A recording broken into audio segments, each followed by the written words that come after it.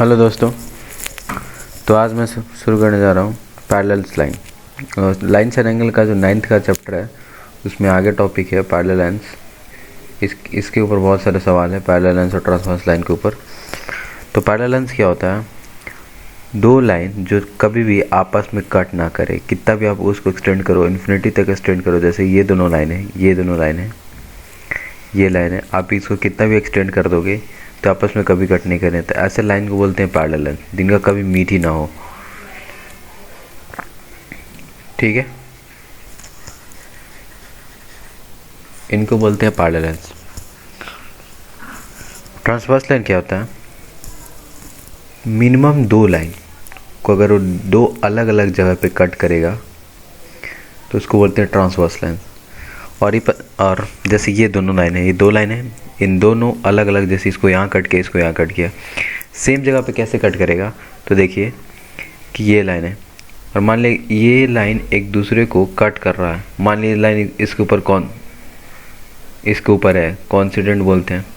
अगर इसको कट कर रहा है, दोनों सेम पॉइंट पर कट गया, या ऐसे भी हो सकता है, जरूरी नहीं पैरेलल लाइन से लिखा हुआ ये straight line which cut two or more straight line on a distinct point is called transverse line. इसने ऐसा कभी नहीं कहा कि स्ट्रेट लाइन होना जरूरी है।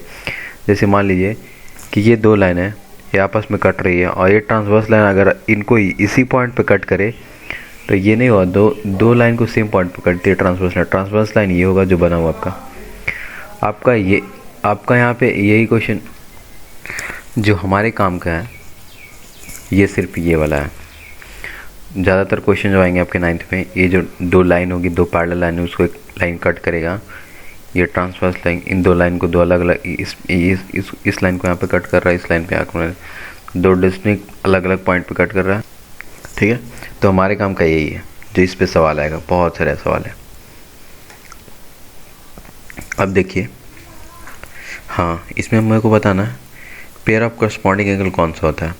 अगर दो पैरेलल लाइन है और एक ट्रांसवर्स लाइन इसको कट कर रहा है तो जो मेरा करस्पॉन्डिंग एंगल होता है, आप इस पे फोकस कीजिए। ये सॉरी, पेन चेंज कर देता हूँ एक बार। इस पे देखिए, ये एंगल मान ली मैंने इसको 1 नेम किया और इसको 2, 3, 4, 5, 6, मेरे काम का ये भी, चलो 7, 8। तो एंगल 1, ये वाला एंगल 1 उसके एक नीचे छोड़ के ये एंगल 5, एंगल 1 और एंगल 5 बराबर होगा और ये होता है पेयर ऑफ करस्पॉन्डिंग एंगल से। रीजन में दोगे आप pair of corresponding angle, pair of corresponding angle. अब देखिए एंगल 2 किसके करस्पॉन्डिंग होगा? ये मुझे छोड़ना है, उसके बगल वाला, और ये 6। तो angle 2 and angle 6, angle 2 and angle 6 pair of corresponding angle होंगे।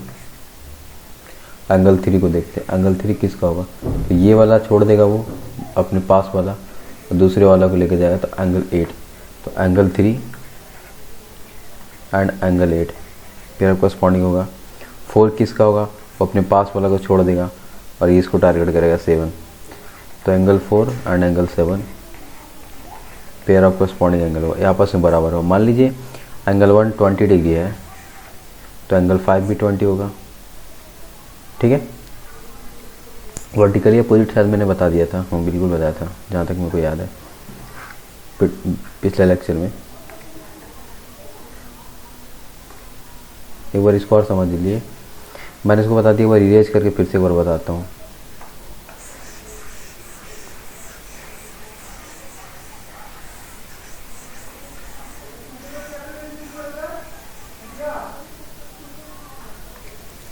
देखिए फिर से एक बार मैं बता रहा हूँ, करस्पॉन्डिंग एंगल कौन होगा? एंगल 1 वो अपने बगल वाला को छोड़ को एक इसी लाइन में 2, तो एंगल 1 इक्वल होगा एंगल 2 के पेयर ऑफ करस्पॉन्डिंग से। इसको रीजन में देखो आप, पेयर ऑफ करस्पॉन्डिंग एंगल। ठीक है, मैंने यहाँ पे लिख दिया, यहाँ पे देख लीजिए पेयर ऑफ करस्पॉन्डिंग। ठीक है, एंगल 3 किसके इक्वल होगा? 7 को छोड़ देगा 4 के, तो angle 3 and angle 4 pair of corresponding angle से इक्वल होगा। रीजन में आप वही लिखोगे।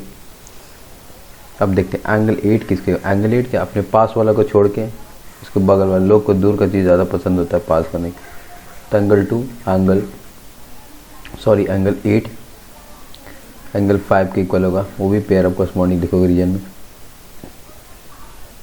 अब आप देखोगे एंगल 7 किसके होता है, एंगल अपने पास वाला को छोड़ के दूर वाला से जाएगा 6, तो angle 7 angle 6 pair of corresponding reason में ही देखोगे, पेयर ऑफ कॉरस्पॉन्डिंग एंगल। ठीक है, मैंने बता दिया। अब जैसे क्वेश्चन में देगा आपको, जैसे नेक्स्ट क्वेश्चन देखिए, ये दिया ना, अच्छा पेयर ऑफ, उस पर क्वेश्चन करवा देता हूँ आपको, पेज ऐड कर लेता हूँ। ठीक है, आप देख लीजिए, जैसे कि स्ट्रेट लाइन है,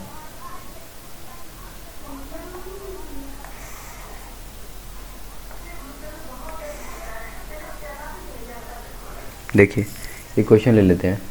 जैसे मान लीजिए ये एंगल है मेरा, एंगल 1 है, और ये एंगल 1 का मुझे वैल्यू दिया हुआ है, मान लीजिए 120 है। तो आपसे पूछ रहा है ये वाला एंगल 2 पूछेगा, और आपसे एंगल 3 पूछेगा। मान लीजिए एंगल आपसे 3 पूछा, तो आप क्या करोगे, आपको कॉरस्पॉन्डिंग पता है तो आप इसको इसका रिलेशन लिख सकते हो। कैसे, एंगल 1 एंगल 2 के इक्वल होगा पेयर ऑफ कॉरस्पॉन्डिंग से, पेयर ऑफ कॉरस्पॉन्डिंग एंगल। ठीक है, तो एंगल आपको 2 पता चल गया, और एंगल 2 और 3 क्या है, क्या स्ट्रेट लाइन पे लीनियर पेयर है, तो एंगल 2 प्लस एंगल 3 मिल के 120 बनाएगा, सॉरी 180 डिग्री बनाएगा। तो एंगल 2 मुझे पता है कितना, 120, कैसे, कॉरस्पॉन्डिंग से प्लस एंगल 3, तो यहाँ से आप एंगल 3 निकाल सकते हो। इसी तरह से सवाल आपसे पूछेगा, तो यहाँ से एंगल 3 कितना, 60 डिग्री आ गया। तो इस तरह से आपसे सवाल आपसे इसी तरह से सवाल पूछेगा, एक एंगल दे देगा और आपसे ये पूछ लेगा। ये भी बता दूंगा वर्टिकली अपोजिट एंगल है, एंगल 2 एंड एंगल 3 क्या वर्टिकली अपोजिट एंगल है, पहले वाले लेक्चर में पढ़ा चुका हूँ। तो एंगल 3 पता चले कि 3 कितना है मेरा, एंगल 3 60 डिग्री आएगा, तो एंगल 2 भी 60 डिग्री होगा, सॉरी एंगल ये 4 मान लीजिए, एंगल 4 मेरा कितना होगा, 60 डिग्री होगा। तो इस तरह से एक एंगल देगा आपको, इस सारा एंगल आपसे पूछेगा। देखिए pair of alternate interior angle किसको बोलते हैं, तो ये दोनों क्या है, ये दोनों पैरेलल लाइंस हैं, एल है और ये एम है, एल पैरेलल टू एम है। ठीक है, अगर ये दोनों पैरेलल, ये भी तो ट्रांसवर्स लाइन है, जरूरी नहीं है कि ऐसे लाइन हो इसको पूरा कट करे, ये वाला पार्ट आपको सिर्फ दिखा रहा है। ठीक है, तो आपको ये वाला पार्ट सिर्फ आपको दिखा रहा, ये वाला आपको शो किया, यही तो किया सो, तभी तो ट्रांसवर्स लाइन है, ये आपको देखना होगा क्वेश्चन में। तो ये ट्रांसवर्स लाइन है, तो ये एंगल 3 और एंगल 4 आपस में इक्वल होता है, इसको बोलते हैं pair of alternate interior angle. ठीक है, अगर मान लिया एंगल 3 60 है, तो एंगल 4 भी 60 डिग्री होगा, pair of alternate interior angle से। ऐसे यहाँ पे देख लीजिए, जैसे ये वाला मुझे पीछे वाला सवाल था, उसमें दिखा देता हूँ। ये वाला में देखिए, ये वाला अल्टरनेट इंटीरियर कौन होगा, ये पैरेलल लाइन है, ये वाला लाइन कट कर रहा था इस लाइन के लॉन्ग, ये इसके अपोजिट वाला, ये दोनों पे मान लीजिए 6 है, और तो एंगल 6 बराबर होगा एंगल 2 के, ये दोनों अल्टरनेट इंटीरियर क्या लिखा हुआ है, pair of alternate interior angle. तो इंटीरियर एंगल आप बोल सकते हैं, इंटीरियर एंगल से ये और ये इंटीरियर एंगल से बराबर होगा, 1 और 6 वर्टिकली अपोजिट से भी इक्वल होगा। ठीक है, यही था, इसमें और कुछ नहीं है।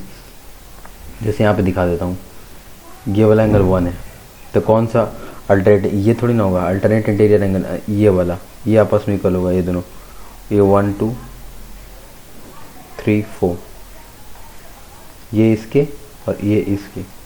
फिर से देख लीजिए दूसरा डायग्राम में, ये देखिए, तो अल्टरनेटिव ये होगा, इस लाइन के लॉन्ग आना, मुझे अपोजिट सर्वर लेना ये, तो ये मेरा अल्टरनेट इंटीरियर एंगल होगा, इधर वाले में ये और ये होगा, और कुछ नहीं, बस यही।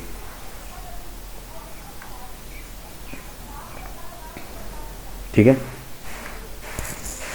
चलिए exercise 7C RS Agarwal, NCERT भी करवाऊँगा कि एनसीईआरटी आर सॉल्व कर लो तो एनसीईआरटी खुद भी खुद बना लोगे, फिर भी करवा दूंगा अगर डिमांड होगा तो।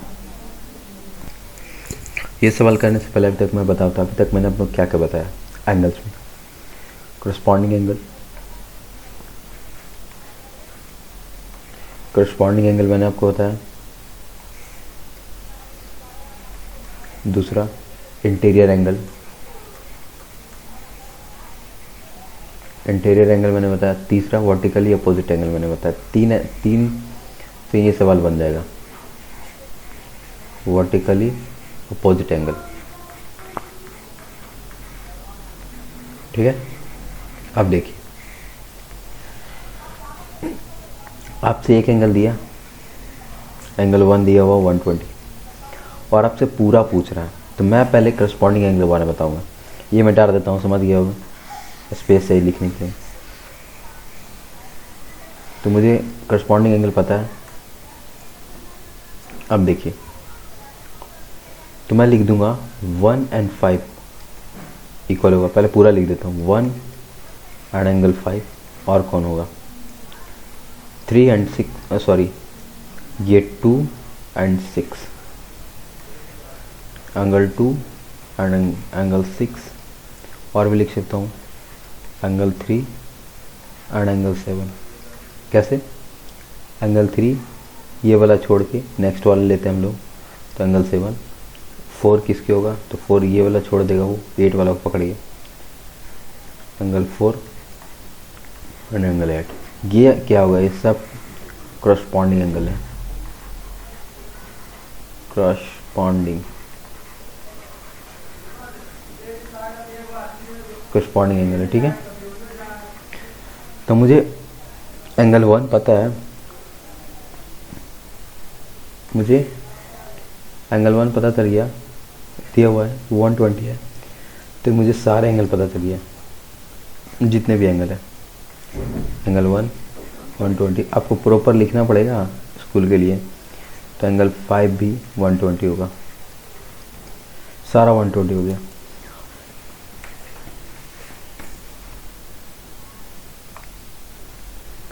ठीक है, लेकिन मैं बताता हूँ स्कूल में आप लिखो कैसे, स्कूल में तो आपको लिखना है। तो आप क्या करोगे, स्टार्टिंग कैसे करोगे?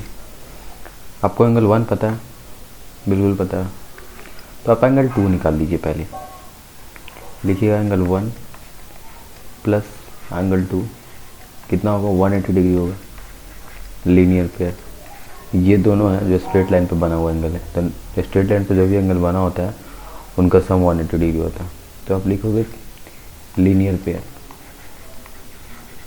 रीजन आपको लिखना होगा स्कूल में, लीनियर पेयर एंगल।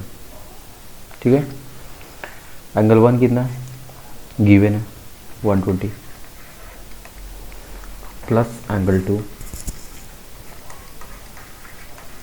तो आप एंगल 2 निकाल लीजिए यहाँ से। एंगल 2 कितना आ गया मेरा, एंगल 2 मेरा 60 डिग्री आ गया। अब देखिए हम लिखेंगे, यहाँ पे पहला स्टेप हो गया, दूसरा स्टेप में क्या लिखेंगे, एंगल 1 इक्वल टू एंगल 5 लिख दूंगा मैं, यहाँ लिखूंगा मैं पेयर ऑफ करस्पॉन्डिंग। अब करस्पॉन्डिंग के शॉर्ट में कैसे लिख सकते हो, सिर्फ आप करस्पॉन्डिंग लिखो, करस्पॉन्डिंग, और करस्पॉन्डिंग ऊपर लिखें, और इसको ऐसे अभी ऐसे लिखते हैं। तो एंगल मेरा, तो एंगल 5 कितना हो गया यहाँ से, एंगल 1 मुझे पता है 120, तो मैं एंगल 5 भी 120 हो गया। अब देखिए दूसरा स्टेप, पहले मैं एंगल 4 लिखना चाहूँगा, तो अब angle 2 and angle 4 vertically opposite angle से इक्वल, एंगल 2 और एंगल 4 वर्टिकली अपोजिट एंगल से इक्वल होगा। तो आप लिखोगे angle 2 equal to angle 4, reason में क्या लिखोगे, वर्टिकली अपोजिट एंगल, या लिखिए वर्टिकली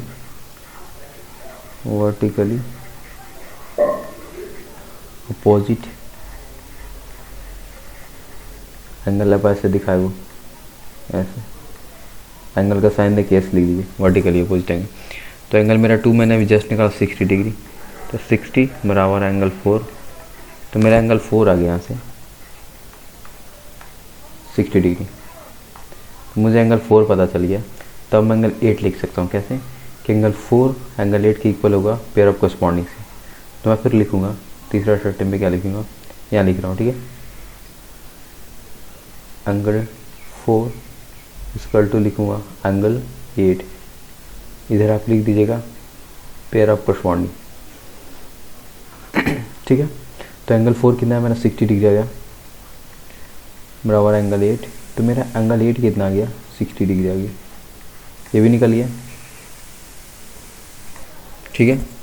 मेरा एंगल 8 निकल गया। अब कैसे मुझे एंगल 5 भी मैंने बता दिया एंगल 8। तो अब आप लिख एंगल 2 एंगल 6 कोरस्पॉन्डिंग एंगल। तो एंगल 2 इक्वल टू एंगल 6 किससे, पेयर ऑफ कोरस्पॉन्डिंग से। क्यों पेयर ऑफ कोरस्पॉन्डिंग होता है भाई, एंगल 2 इसको छोड़ के वो इससे इक्वल होगा। तो एंगल 2 मुझे पता है, मैंने निकाला लीनियर पेयर से 60 डिग्री, तो 60 बराबर एंगल 6। तो एंगल 6 कितना हो गया मेरा 60 डिग्री हो गया। मैं कैसे सोचता हूँ, एंगल मुझे 7 चाहिए, या तो मैं एंगल 6 और 7 को लीनियर पेयर से निकाल दूंगा, दोनों का सम 120 दोनों स्ट्रेट लाइन एंगल पर बना हुआ है, या